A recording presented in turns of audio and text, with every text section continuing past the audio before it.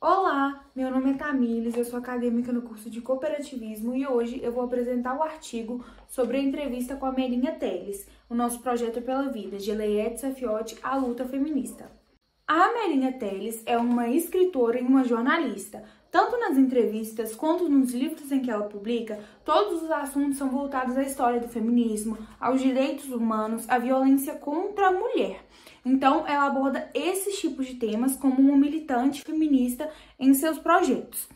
Ela atuou já na Comissão de Familiares de Mortos e Desaparecidos Políticos e na Comissão da Verdade.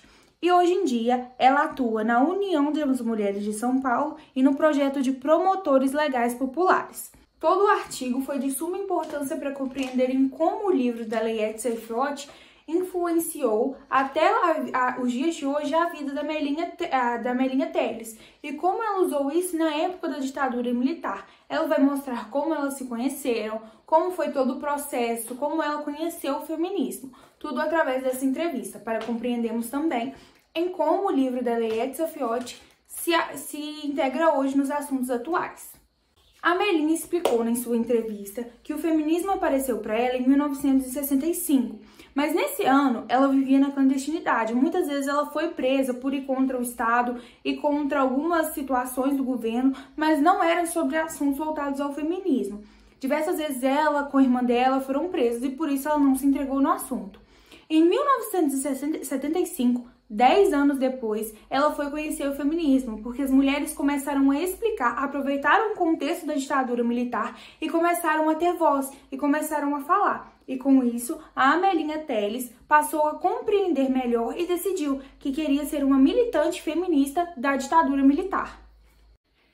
Outra coisa que a Melinha cita que marcou muito a trajetória dela para o feminismo foi a vinda da Betty Friedan para o Brasil. Por quê? A Betty Friedan veio com um discurso em que as mulheres ficavam em casa fazendo trabalho doméstico e com isso se sentiam oprimidas, não se sentiam parte da sociedade, o que não era a realidade de Melinha, porque a Melinha sempre precisou trabalhar, sempre se sustentou com seu próprio salário. A Melinha cita várias vezes em que ela é da época em que o anticoncepcional foi liberado para as mulheres e começado a usar, na época em que as mulheres só poderiam ter relações sexuais com os parceiros que escolhessem para o resto da vida, e da época também em que ser lésbica geralmente era considerado uma doença. E por isso, a Melinha considerou o discurso dela voltado somente para as mulheres de classe média, brancas e que viviam nos Estados Unidos, o que não era condizente com a sua realidade. A Melinha responde que compreende totalmente a negação de Leete, porque na época em que elas eram ditas feministas, elas eram consideradas loucas, sapatões e até mesmo terroristas. Então, havia um preconceito muito grande com esse termo na sociedade em que elas viviam antigamente. E com isso, havia um preconceito nos sindicatos, havia um preconceito nos movimentos estudantis, academia e até nas periferias. E com isso, elas não gostavam de expor que elas eram feministas exatamente para não ser retiradas da sociedade de uma forma preconceituosa igual havia na época. A Melinha cita em sua entrevista que na época conheceu a obra de Leete Safiotti porque não tinham recursos para ela trazer para os jornais, onde ela queria abordar o tema feminista nos jornais. Então, os livros que chegavam até na época da ditadura militar, na verdade, não eram livros, eram xerox, porque não podiam ter livros na época da ditadura. Então, elas eram livros que eram da Espanha, estavam traduzidos para o inglês, então elas não conseguiam desenvolver. E muitas vezes se separavam, eram 30 mulheres e separavam um trecho para cada uma desenvolver e trazer para elas se reunirem e discutirem depois. Mas isso ficava muito complicado, porque eles estavam em outra língua e muitas vezes não sabiam se traduzir. Então, era muito difícil.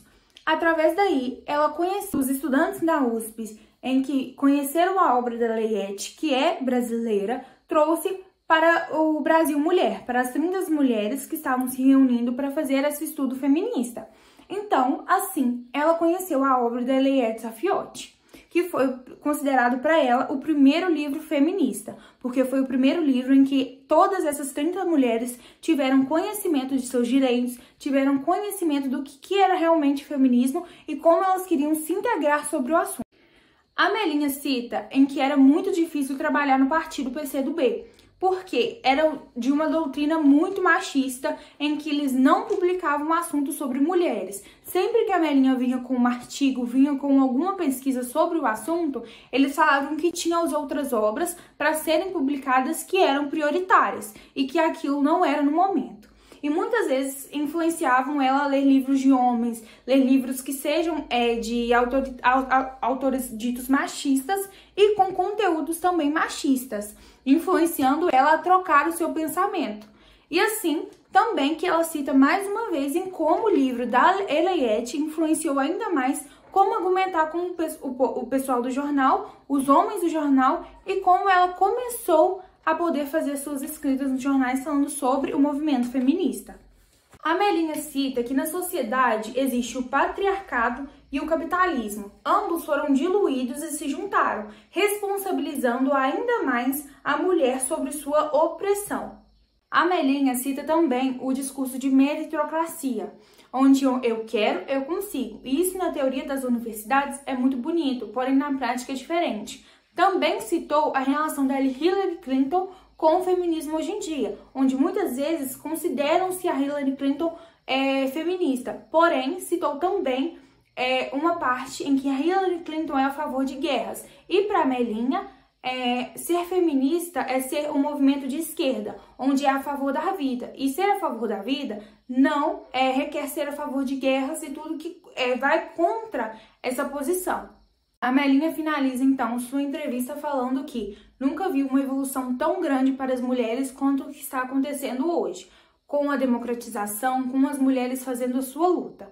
Então, ela termina sua entrevista com a seguinte frase: eu acho que o nosso caminho nós que vamos ter que fazer, porque nós defendemos a vida e eles defendem a morte. Então, para mim é o seguinte: nós não podemos deixar que eles avancem mais e depende de nós, da nossa própria sobrevivência. Eles querem acabar com a humanidade, com o meio ambiente, educação e cultura. Eles querem que as pessoas não enxerguem e é a nossa vontade de defender a vida que vai determinar o nosso caminho. Lembre do livro da Conceição Evaristo. Eles combinaram de nos matar e nós combinamos de que não vamos morrer. E acho que todos nós combinamos que não vamos morrer, porque nós sempre defendemos a humanidade e as mulheres. Essa foi toda a entrevista com a Melinha Telles e de como a Elayette foi uma inspiração na vida dela, na vida profissional e na vida acadêmica de militância feminista que ela criou até os dias atuais. Obrigada!